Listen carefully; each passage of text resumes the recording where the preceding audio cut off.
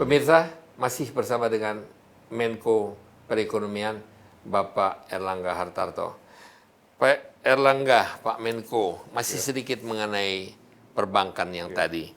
Jadi relaksasi daripada klasifikasi itu pada saat ini diketahui, dimungkinkan, dan OJK juga harus mengikuti perkembangan ini karena ini merupakan satu kejadian yang memang tidak pernah dipikirkan sebelumnya. Pandemi yang belum pernah terjadi, mungkin terjadi 80-90 tahun yang lalu, tapi ini satu hal yang the new abnormal. Ya, memang aspirasi daripada perbankan, pemerintah sudah melalui OJK sudah melakukan relaksasi sampai dengan Maret 2021.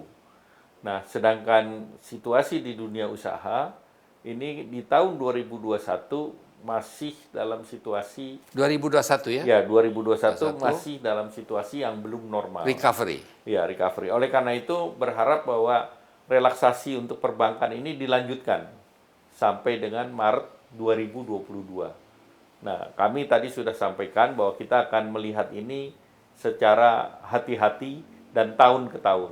Karena ini penting untuk pencadangan dan juga penambahan modal dari perbankan. Dengan relaksasi, bank akan lebih mudah dalam tanda petik untuk melakukan restrukturisasi dengan para nasabahnya. Ya, jadi memang ada masalah yang tidak pernah dipikirkan sebelumnya, terjadi di mana-mana dan diberikan mungkin 24 bulan dari bulan Maret ke depan. Ini sedang dalam pembahasan. Yang sudah diberikan sampai Maret 2021, tetapi saya mendapatkan permintaan dari perbankan untuk tambah lagi sampai tahun 2020. Baik, jelas. Terima kasih Pak Menteri. Saya kembali kepada ada satu hal yang mungkin Presiden itu pada satu saat tertentu bahkan kelihatan emosional mengatakan bahwa serapan anggaran itu belum terjadi. Pak Menteri, apakah ini kesalahan daripada Kementerian Ansih atau memang anggarannya yang belum turun? Jadi teknikalitas ada beberapa hal. Pertama ada realokasi anggaran. Kemudian juga ada perubahan APBN di 2020 ini, revisi. Nah, dengan sudah adanya regulasi PP 70, maka revisi anggaran sudah dilakukan, sehingga tentu di semester terakhir ini, kuartal kedua, kuartal 3, Bapak Presiden berharap disbursement-nya lebih cepat. Dan kemarin tentu terkait dengan bantuan sosial sudah berjalan relatif baik. Tinggal dari segi tadi program pemulihan ekonomi, program UMKM, kemudian spending dari 10 KL, karena 10 KL itu hampir 80% dari anggaran. Nah, itu Bapak Presiden meminta agar 10 KL tersebut memberi prioritas untuk belanja barang dalam negeri. Sehingga dengan barang dalam negeri terjadi stimulasi terhadap perekonomian. Kecuali kalau barang itu belum dapat diproduksi di dalam negeri. Ya, tetapi kalau kita bicara bahwa barang apapun yang bisa dibeli di dalam negeri, lebih baik di dalam negeri karena itu akan mendorong perekonomian di dalam negeri. Karena kalau beli barang dari impor, itu tidak menstimulir perekonomian di dalam negeri. Pak Menteri, juga masalah saya pernah mengikuti atau melihat sendiri, dan saya mengalami sendiri bahwa Presiden pada satu saat tertentu bahkan mengatakan, mana bantuan sosial ini? Apakah sudah sampai pada tempatnya? Mana buktinya? Tolong buktikan kepada saya bahwa memang sudah sampai. Ada buktinya atau tidak?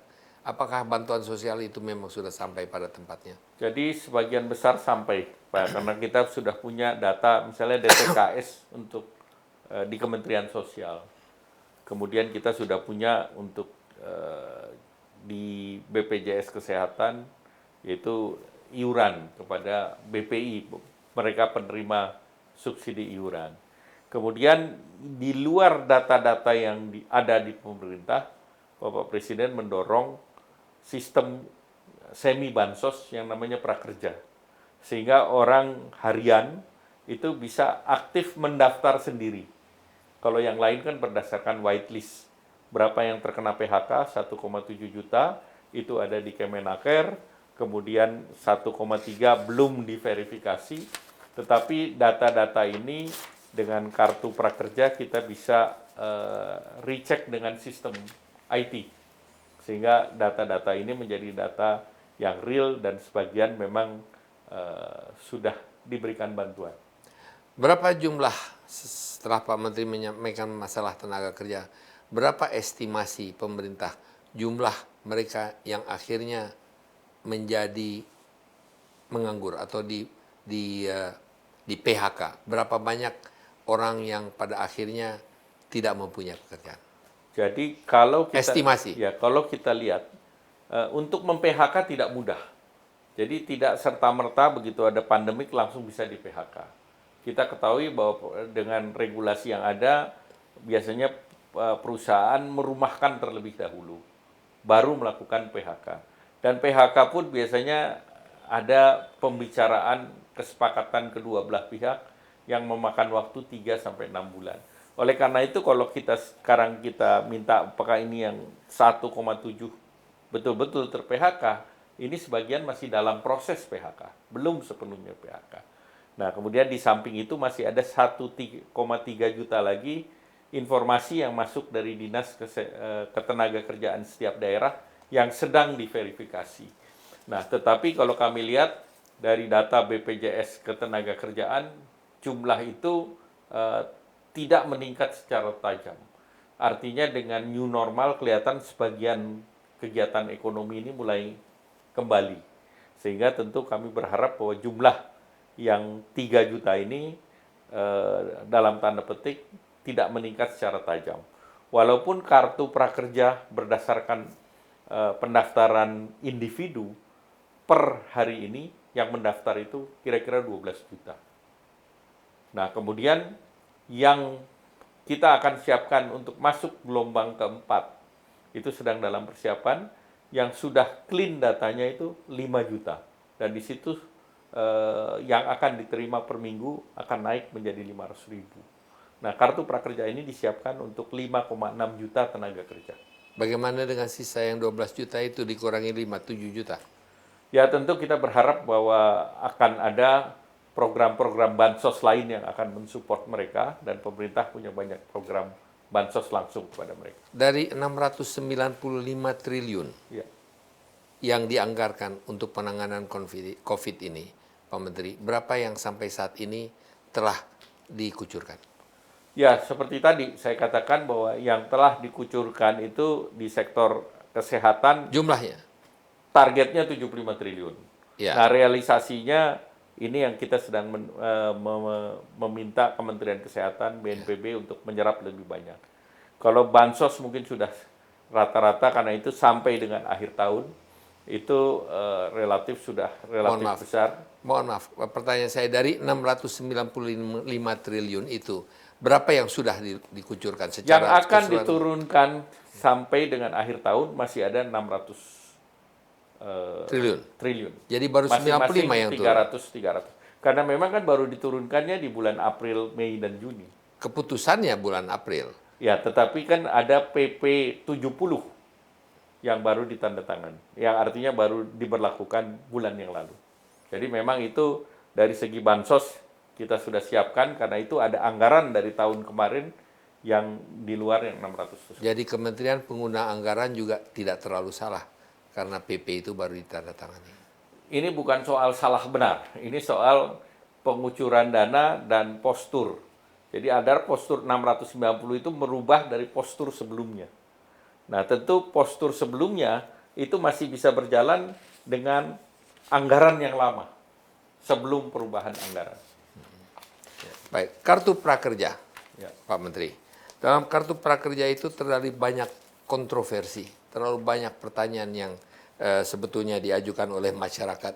Bagaimana, apakah itu sudah ada perubahan, apakah itu sudah ada adaptasi, atau apakah telah dilakukan revisi-revisi dalam cara pengucuran daripada kartu-kartu prakerja tersebut? Pertama, kartu prakerja itu adalah kartu pertama yang beroperasi dengan secara digital. Dan kedua, tentu masyarakat Indonesia ada yang sudah mempunyai kemampuan dan infrastruktur dan device peralatan yang digitalnya baik. Tetapi kita juga menyadari tidak semua masyarakat kita mempunyai akses terhadap digital secara baik. Oleh karena itu, dalam desain kartu prakerja yang diperbaiki, sebelumnya kartu prakerja itu untuk reskilling dan retraining, terutama untuk digitalisasi dan lain-lain. Tetapi dengan adanya COVID, maka ini dijadikan sebagai semi bansos. Dan oleh karena itu, dalam revisi itu akan diakomodasi kepentingan bansos, semi bansos, kemudian akan diakomodasi juga penyelenggaraan secara offline. Dan ini harus dikaitkan dengan new normal. Nah, dengan new normal itu diharapkan tidak terjadi secondary wave. Ataupun kalau secondary wave itu tidak setajam daripada wave yang pertama. Sehingga program offline itu disiapkan oleh berbagai kementerian, itu ada yang siap untuk bulan Agustus. Tetapi dengan protokol COVID dan jumlah yang sedikit. Sehingga itu yang sedang dipersiapkan agar ada whitelist yang seperti yang terkena PHK, itu bisa bulet-bulet masuk mendapatkan program secara offline. Karena kalau secara online, Pak Peter tahu bahwa ini adalah first come, first serve. Jadi pada saat orang tidak savvy secara teknologi, dia untuk pass through dalam jumlah yang besar ini, filternya banyak. Ya. Filternya banyak. Pak Menteri, sebelum kita jeda dan berbicara mengenai pasar modal yang tentunya merupakan satu komponen yang sangat penting untuk menggulirkan lagi ekonomi di Indonesia, pertanyaan saya, kontraksi daripada growth di Indonesia, ada yang mengatakan minus 1%, ada yang mengatakan minus 3%, ada yang mengatakan minus 4%. Orang mengatakan ini merupakan satu drama yang luar biasa. Kita melihat kontraksi di negara seperti Amerika dan Eropa juga luar biasa. Indonesia. Kita tahu kuartal pertama Indonesia turun sampai 2,91, 2,9. Di kuartal kedua diperkirakan minus 3, diperkirakan. Berbagai konsensus daripada prediksi. Tetapi kuncinya adalah di kuartal ketiga ini. Kuartal ketiga kita berharap bahwa ekonomi bisa tumbuh, deltanya itu 5%, sehingga kita bisa positif 0 atau 1% di kuartal ketiga. Year on year? Year on year antara 0,5 sampai 2%. Jadi tidak sedramatis atau tidak Ini merupakan prediksi yang baru? Ini prediksi konsensus dari berbagai lembaga. Sudah dibicarakan, diumumkan, disampaikan? Di dalam APBN sudah ada angkanya. Tapi tidak di-cover oleh pers kelihatannya. Ibu Sri Mulyani sudah menyampaikan, tetapi nanti pada saat pembahasan APBN 2020 sudah. Tinggal kita bagaimana. 0,5% itu? Ya, 0,5 sampai 2% skenario. Jauh lebih positif dan jauh lebih dapat diharapkan daripada pesimisme yang berada di sebelumnya. Saya agak meyakini itu, apalagi sudah ketemu perbankan dan beberapa sektor perekonomian. Ya. Kita jeda sebentar. Pemirsa, kita masih bersama dengan Bapak Menteri Koordinator Menko Perekonomian, Bapak Erlangga Hartarto. Telah kita dengar penjelasan beliau mengenai perekonomian secara makro, tentunya detail-detail tersebut dapat kita ikuti di media-media massa dan media cetak lainnya. Kita akan jeda sebentar dan kita akan melanjutkan menutup bagian sesi terakhir dari pertemuan kita dengan Menteri Menko Perekonomian, dan kita akan membicarakan sedikit mengenai pasar modal. Tetaplah bersama kita di program IMPACT.